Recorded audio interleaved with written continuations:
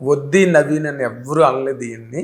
ఆ వడ్డే నవీన్ ఇప్పుడు మళ్ళీ మనతో పాటు ఇంటర్వ్యూలో ఉన్నారు కాబట్టి మీ అందరి తరఫున I wholeheartedly welcome him for this programme. నమస్తే నవీన్ గారు. నమస్తే. నమస్తే అండి. ఏంటి గ్యాప్ వచ్చిందా, గ్యాప్ తీసుకున్నారా? రెండు. గ్యాప్ ఎలా వచ్చిందంటే నాకు కావాల్సిన సినిమాలు రాలేదు, వచ్చినాయి నేను చేయలేదు. సో రెండు విధాలుగా ఇట్ అప్లైస్. బట్ కెరీర్ అన్న తర్వాత ఎక్కడో ఒక కాంప్రమైజ్ కన్విన్స్ అవ్వాలి. ఒక సినిమా ఆడుతుంది, ఒక సినిమా ఆడదు. ఇప్పుడు మీరు చేసిన సినిమాల్లోనే బాగా హైలీ ఎక్స్పెక్టెడ్ ఇది ఆడుతుంది అనుకున్న సినిమాలు ఆడని సినిమాలు ఉన్నాయి.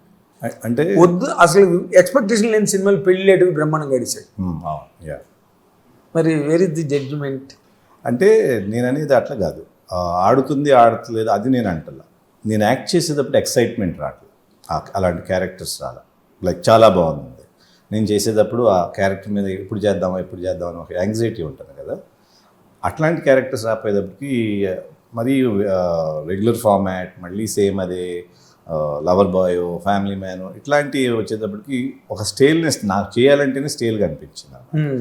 So I'm not talking about hit failure, మంచి సినిమా చేయొచ్చు, బట్ క్యారెక్టర్స్లో కొంచెం ఉండి లుకింగ్ ఫార్వర్డ్ టు ఉండాలి కదా, అది లేకపోయింది. సో ఐ థాట్ అట్లాంటి ఇంకొద్దని. And it was also at the same time నాకు సంతోషంగా ఉండట్లేదు, ఆడియన్స్కి ఎక్స్పెక్టేషన్ మీట్ అవ్వట్లేదు, పక్కన ప్రొడ్యూసర్స్ కూడా నష్టం వస్తారు. ఇవన్నీ పెట్టుకుని ఎవరూ హ్యాపీగా లేనప్పుడు ఎందుకు చేయటం అనేది ఒక. బట్ ఇక్కడ మీరు ఇవాళ ఈ ట్రాన్స్ఫర్ త్రిమూర్తుల కోసం చేసిన ప్రయత్నం అప్పుడు ఎందుకండి చేయలేదు? మీరు మీకు నచ్చిన కథ గురించి వెతికి పట్టుకుని ఒక ఏడాది 2 ఏళ్ళు, దీనికి 4 ఏళ్ళు పట్టింది మీకు. ఎక్కడే ఒక 1000 స్క్రిప్ట్లు విన్నారు మీరు ఎక్కడ కూర్చుని. క్యారెక్టర్ నచ్చిన తర్వాత మళ్ళీ ఏడాది దాని మీద ప్రయాణం చేశారు. ఈ ప్రయత్నం అప్పుడు ఎందుకు జరగలేదు?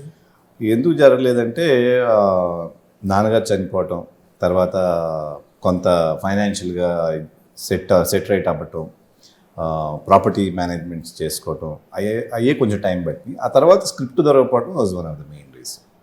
నేను ఎతుకుతున్నా కానీ ఎంతసేపు థ్రిల్లర్స్ అని కామన్గా లేకపోతే దీని ఏమంటారు పోలీస్ స్టోరీస్ కానీ ఇట్లాంటివి వస్తున్నా ఐ వాజ్ నాట్ హ్యాపీ. ఇంకేదన్నా బెటర్ ఉండాలనేది ఈ ట్రాన్స్ఫర్ త్రిమూర్తులతో వచ్చింది.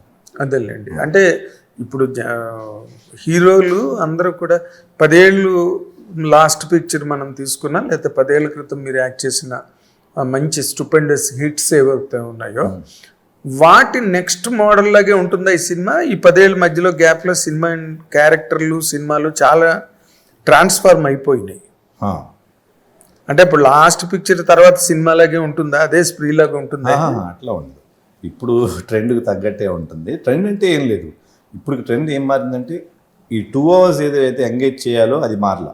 అది అప్పుడు ఉంది, ఇప్పుడు ఉంది. ఎప్పుడు అప్పుడు కూడా మనం 2.5 2 hours ఎంగేజ్ చేయకపోతే చూసేవాళ్ళు లేరు, ఏం లేదు. ఇప్పుడు అదే ఉంది. ఆ 2 hours 2.5 hours మనం ఎంగేజ్ చేయకపోతే ఆడియన్స్ చూడరు. This is basic. ఇప్పుడు కొంత ఏం మారిందంటే ఒక స్టోరీ చెప్పేటప్పుడు అనవసరంగా ఒక కామెడీ ట్రాక్ లేకపోతే ఒక సాంగ్ ఇదివరకులాగా వస్తే పీపుల్ ఆర్ నాట్ అప్రిషియేటింగ్ అనేది ఒకటి ఉంది. సో ఆ కేర్ మనం ట్రాన్స్ఫర్ త్రిమూర్తిలో తీసుకోవటం జరిగింది. అంటే అసలు నాకు ఐ నో యువర్ నేచర్ కాబట్టి అడుగుతున్నా.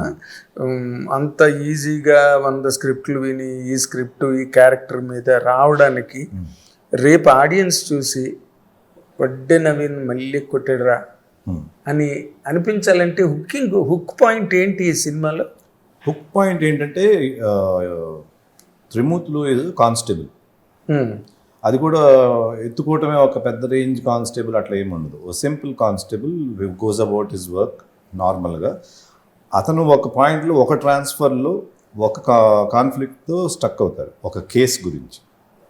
ఆ కేసుని అది ఎట్లా ముందుకు తీసుకెళ్ళాడు, ఆ కేసు బయటికి తీసుకురావడానికి కోర్ట్ రూమ్ డ్రామాకి ఎట్లా తీసుకెళ్ళాడు, ఆ కేసుని గెలవటానికి ఉన్న సస్పెన్స్ ఏంటనేది సినిమా అవుతుంది. ఓకే.